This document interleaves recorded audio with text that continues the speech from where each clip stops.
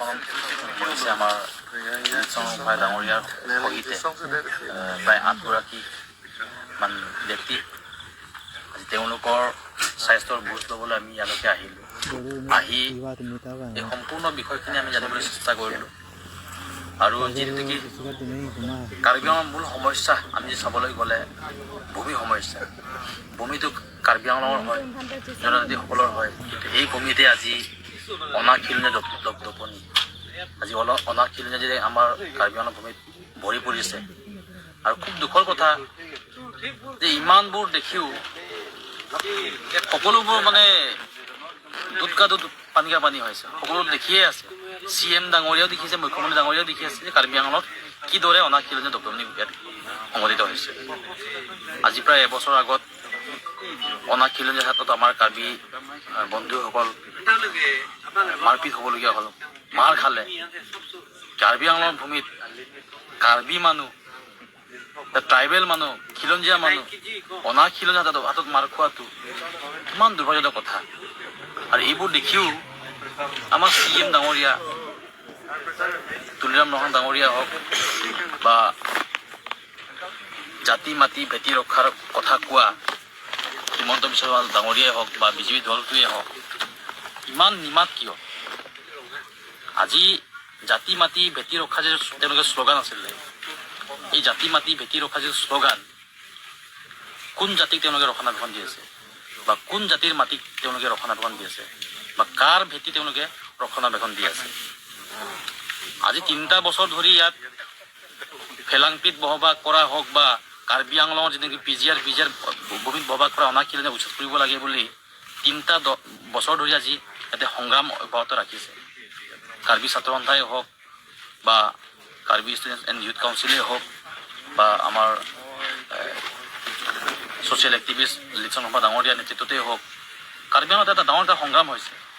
Illegal land পাতাৰ বিষয়টো আহি পৰিছে। কিন্তু এইবোৰ সকলোবোৰ দেখিও কাৰ্বি আংলঙটো চবেই জানে এটা 62 অট'নমাছ কাউন্সিল হয়, এটা 62 ডিষ্ট্ৰিক্ট হয়। 62 ডিষ্ট্ৰিক্ট অনাখিলঞ্জীয়া কেনেদৰে ইয়াতে মানে লেণ্ড পাতা পাবলৈ সক্ষম হৈছে? কোনে দিছে লেণ্ড পাতা? কেনেকৈ পাবলৈ সক্ষম হ'লে? আৰু এই ইলিগেল যিটো লেণ্ড পাতা তেওঁলোকে পালে, এই ইলিগেল লেণ্ড পাতা কিয় বৰ্তমানলৈকে কেঞ্চেল কৰা নাই? আৰু কাৰ্বি আংলঙৰ ভূমিত আজি খিলঞ্জীয়া ভূমিত খিলঞ্জীয়াৰ ৰক্ষাৰ বাবে সংগ্ৰাম কৰিবলগীয়া হৈছে। কিমান দুৰ্ভাগ্যজনক কথা এইটো। আজি কাৰ্বি আংলঙৰ বাহিৰত বা এই অসমখনৰ বাহিৰত কাৰ্বি আংলঙৰ যিটো খিলঞ্জীয়া জাতি জনগোষ্ঠী আছে, তেওঁলোক মানে এনেকুৱা বেলেগ ৰাজ্যত ভূমি দখল কৰি আছে নেকি? আমি চাবলৈ গ'লে নাই। কিন্তু আমাৰ ভূমিত বহিৰাজ্যৰ পৰাই হওক বা বহিৰাষ্ট্ৰৰ পৰাই হওক, আজি যিদৰে আমাৰ ভূমিত তেওঁলোকে বেদখল কৰিছে। আৰু চৰকাৰখন শ্লোগানেই আছিলে যে অবৈধভাৱে বসবাস কৰা অনাখিলঞ্জীয়া তেওঁলোকে মানে উচ্ছেদ কৰিব। উচ্ছেদ কৰিলে ক'ত? তেওঁলোকে কেৱল হিন্দুত্ববাদৰ কথা কৈ য'তেই নেকি মিয়া বসবাস কৰা দেখিছে, মিয়া মুছলিম বসবাস কৰিছে, তেওঁলোকক মানে বুলডোজাৰ চলাব পাৰিছে। কিন্তু এই অনাখিলঞ্জীয়া কি হিন্দুৱেই হওক, এই অনাখিলঞ্জীয়াৰ ওপৰত তেওঁলোকে কেতিয়া বুলডোজাৰ চলাব? আমাৰ ডাঙৰ প্ৰশ্ন এইটো এটা। আজি গভমেণ্টখনে ক'ব বিচাৰে যে হিন্দু খাত্ৰে মে হে, হিন্দু খাত্ৰাত আছে। কিন্তু আমি খিলঞ্জীয়া হয়, আমি ট্ৰাইবেল হয়, ভূমিপুত্ৰ হয়, আমি বাহিৰৰ পৰা অহা নহয়, এখন অসমৰ মাটি ফাটি আমি জন্ম হোৱা ভূমিপুত্ৰ হয়, আমি ইয়াৰ মালিক হয়। আজি আমি কৈ আছোঁ যেন আমি অসুৰক্ষিত আমি এছাম এই হিন্দুত্ববাদীৰ পৰা, অসুৰক্ষিত হৈছোঁ আমি সেই বহিৰাগত বণিক গোষ্ঠীৰ পৰা, অসুৰক্ষিত হৈ আছোঁ এই জাতি মাতি ভেটি ৰক্ষা যে শ্লোগান দিয়া এই BJP দলৰ পৰা, এই চৰকাৰখনৰ পৰা আমি অসুৰক্ষিত হৈছোঁ। আৰু অসুৰক্ষিত হোৱাৰ বাবে আজি আমি সংগ্ৰাম কৰিবৰ কাৰণে ওলাই আহিছোঁ, সংগ্ৰাম কৰিবলগীয়া হৈছে। গতিকে আমি আহ্বান জনাম যে 26ত বিধানসভা নিৰ্বাচন আছে আপোনালোকৰ। 26ৰ বিধানসভা নিৰ্বাচনৰ পূৰ্বে যদি আমাৰ যিবোৰ সমস্যা আছে, এই সমস্যাবোৰ যদি আপোনালোকে সমাধান নকৰে, তেনেহ'লে এই অনশনৰ পিছত আমি ইয়াতকৈ ডাঙৰ প্ৰতিবাদী আমি কাৰ্যসূচী আমি ল'বলৈ সক্ষম হ'ম।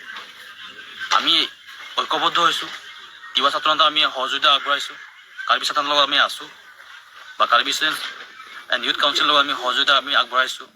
আমি অনাগত দিনত আমি কাৰ্বি, তিৱা, বড়ো, গাৰো, কাৰ্বি আংলঙত যিমানবোৰ মানে এই ট্ৰাইবেল আছে, আমি ট্ৰাইবেলসকল আমি ঐক্যবদ্ধ হয় আমি ইয়াতকৈ মানে ডাঙৰ এটা আমি আন্দোলন আগবাঢ়িবলৈ আমি তাক আমি ৰেডি আছোঁ। গতিকে আমি আহ্বান কৰিম আপোনালোকে শান্তিপ্ৰিয়ভাৱে আপোনালোকে এই হাংগাৰী ষ্ট্ৰাইকত আহি আমাৰ যি নেকি যিমানবোৰ জাতি জনগোষ্ঠী সকলোকে লগত লৈ ইয়াত কাৰ্বি ৰজা আছে বা হাবে পিন্ধবিলাক আছে, সকলোকে মাতি আমাৰ যিবোৰ সমস্যা আছে সেই সমস্যাবোৰ এটা সূত্ৰ এটা উলিয়াব লাগে। আৰু সেইটোৱে দাবী হয় লিচা চমাৰ ডাঙৰীয়াৰ। পোনপটীয়াকৈ তেওঁৰ লগতো কথা পাতিব নালাগে। যিসকল সংগ্ৰামী সদস্য আছে সকলোকে লগত লৈ কাৰ্বি ৰজা থাকিব, হাবে পিন্ধসকল থাকিব, আৰু স্থানীয় যিমান জাতি জনগোষ্ঠী আছে সকলোকে বহি এটা সমাধান এটা বিচাৰিছে। আৰু সেইটো যদি কৰিব নোৱাৰে CM ডাঙৰীয়া, তেনেহ'লে আপুনি আৰু এই CMৰ চকীত বহি থকা আপোনাৰ অধিকাৰ নাই। কাৰণ আপোনাক CM বনাইছে ইয়াৰে কাৰ্বিসকল, CM বনাইছে ইয়াৰে ট্ৰাইবেলসকল। গতিকে এই ট্ৰাইবেলৰ সমস্যাবোৰ আপুনি বুজিবলৈ চেষ্টা কৰক। যিহেতু আপুনিও এজন ট্ৰাইবেল হয়, এই সংগ্ৰামটো আপোনাৰ কাৰণেও কৰি আছে। যিহেতু এই সংগ্ৰামটো ট্ৰাইবেলৰ সংগ্ৰাম হয়, ট্ৰাইবেলৰ ভূমি সুৰক্ষাৰ সংগ্ৰাম হয়। গতিকে সেই ট্ৰাইবেল, আপুনি যদি নিজকে ট্ৰাইবেল বুলি ভাবিছে তেনেহ'লে এই সংগ্ৰামটো আপোনাৰ বাবেও হয়। গতিকে আপুনি বুজিবলৈ চেষ্টা কৰক আৰু অতি শীঘ্ৰে এটা সমাধান সূত্ৰ আপুনি ধন্যবাদ। যোৱা কেইবাটামান মাহ বা বছৰ আগতে অসমত বহুতখিনি ঠাইত উচ্ছেদৰ কিবা অভিযান চলালে, কিন্তু আমাৰ কাৰ্বি আংলঙত যদিও আমাৰ ইয়াত প্ৰতিবাদ চলি আছে 2 বছৰ ওপৰত হ'ল, কিন্তু আমাৰ ইয়াত যে উচ্ছেদ কৰিব পৰা নাই, এইটো কাৰণটো কি বুলি ক'ব আপুনি? কাৰণটো সেয়া হিন্দুত্ববাদী দলত এটা আছে, তেওঁলোকে কয় হিন্দু খাত্ৰে মে হে, হিন্দু খাত্ৰে মে হে, মুছলিমখিনিও তেওঁলোকে উচ্ছেদ অভিযান চলাই আছে। কিন্তু কাৰ্বি আংলঙত যে ট্ৰাইবেলখিনি যে অসুৰক্ষিত, ট্ৰাইবেল যে খাত্ৰে মে হে, সেইটো বুজিব চেষ্টা কৰা নাই বিজেপি দলটোৱে বা চৰকাৰখনে বুজিব চেষ্টা কৰা নাই। কিন্তু আমাৰ ট্ৰাইবেলখিনি এতিয়া বুজিব লাগিব যে এই বিজেপি দলটো যে ট্ৰাইবেলৰ নহয়, ট্ৰাইবেল বিৰোধী যে দল, সেইটো আমি ট্ৰাইবেলখিনি বুজিব লাগিব এতিয়া। আৰু যদি এটা লাষ্ট কথা, আৰু আমাৰ স্পষ্ট কথা, এটা লাষ্ট কথা, যদি এই সংগ্ৰামৰ পিছতো তেওঁলোকে যদি আমাৰ যদি সমস্যাবোৰ বুজিব চেষ্টা নকৰে, তেনেহ'লে আমি সকলো ট্ৰাইবেল মিলি পেলাই আমি বিজেপি দলটোত বিৰোধ কৰিব লাগিব। আৰু বিজেপি দলক এই ট্ৰাইবেল গাঁওসমূহত মানে প্ৰৱেশ কৰাত আমি নিষেধ কৰিব লাগিব, নিষেধাজ্ঞা জাৰি কৰিব লাগিব। উপায় নাই, এইটো শেষ অপশ্যন, এইটো লাষ্ট অপশ্যন আমাৰ এইটোৱে। আমাৰ সমস্যা যদি বুজিব চেষ্টা নকৰে তেনেহ'লে আমিও তেওঁলোকক ভোট দিব নালাগে। আমাৰ এইটো চিধা কথা। অহা বছৰ 2026 চনত লেজিছলেটিভ এছেম্বলি ইলেকশ্যন আছে। সেইটো ইলেকশ্যনৰ পূৰ্বে আপুনি ৰাইজক কি বোলে এডভাইচ দিব বিচাৰিব? চাওক, আমিতো তিৱা ছাত্ৰ সন্থা হিচাপে বা আমাৰ এই যিবোৰ জনগোষ্ঠী সংগঠন আছে, ট্ৰাইবেল সংগঠন আছে, আমিতো এই যি 6 জনগোষ্ঠী জনজাতিকৰণ দিব ওলাইছে চৰকাৰখনে, আমি আছোঁ এক্সিষ্টিং 14 ট্ৰাইবেলৰ পপুলেশ্যন হৈছে আমাৰ 45 to 50 লাখ, আমাৰ সিমানখিনি জনসংখ্যা। কিন্তু তাৰ ওপৰত এতিয়া নেকি 6 জনগোষ্ঠী, এই 6 জনগোষ্ঠী যে জাপি দিব ওলাইছে 2 crore, তা আমাৰ অৱস্থা কি হ'ব? আমিতো তেওঁলোকৰ বিৰুদ্ধে আমি মাত মাতিছোঁৱে, চৰকাৰৰ এই নীতিৰ বিৰুদ্ধে আমি মাত মাতিছোঁৱে। আৰু আমাৰ স্পষ্ট কথা এইটোৱে যে 26ত যিবিলাক এক্সিষ্টিং যিবিলাক ট্ৰাইবেল আছে, আমিতো এটা সিদ্ধান্ত লৈছোঁ ইতিমধ্যে যে আমি ট্ৰাইবেল গাঁওসমূহত এই বিজেপি নেতা পালি নেতাক আমি বা বিজেপি দলটোকে আমি প্ৰৱেশ আমি নিষেধাজ্ঞা জাৰি কৰিম। কিন্তু আমি গভৰ্ণমেণ্টৰ এটা এই সুযোগটো তেওঁলোকে দিয়া কথা কয়, কিন্তু সুযোগ আমি দিছোঁ তেওঁলোকক। যিহেতু অতি শীঘ্ৰে আমাৰ ট্ৰাইবেলৰ যিবিলাক সমস্যা আছে, সেই সমস্যাবোৰ আপোনালোকে বুজিব চেষ্টা কৰক। আমাৰ সমস্যা বহুত আছে, মাটিৰ সমস্যা আছে। আমাৰ কাৰ্বিসকল আজি ইয়াত ডিমা হাছাও বা কাৰ্বি আংলঙতহে এছটি। কাৰ্বি আংলঙৰ বাহিৰত বসবাস কৰা যিবিলাক নেকি প্লেচত বসবাস কৰা, তেওঁলোকে পলিটিকেলি এছটি হোৱা নাই।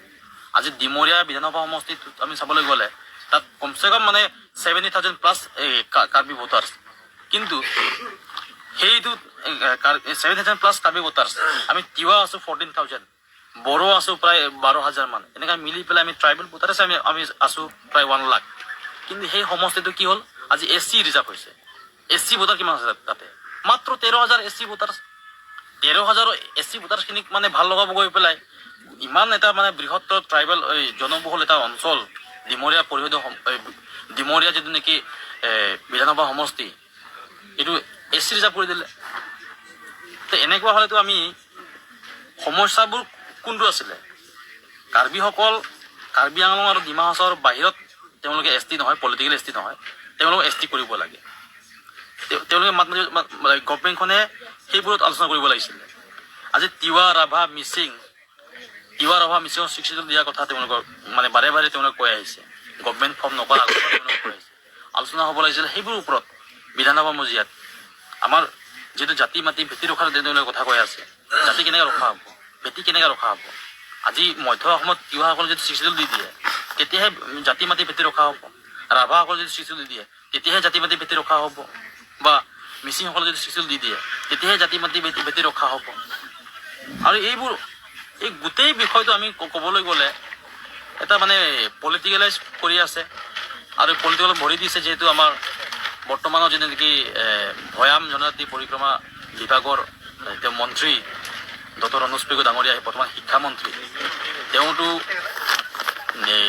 BJP দলত যোগদান নকৰাৰ আগত বা পলিটিক্স নকৰাৰ আগত যেতিয়া নেকি সংশোধন কৰি আছিলে, তেওঁৰ শ্লোগানটো কি আছিলে যে অসমত বসবাস কৰা ট্ৰাইবেলসকলক সুৰক্ষিত কৰিব লাগে।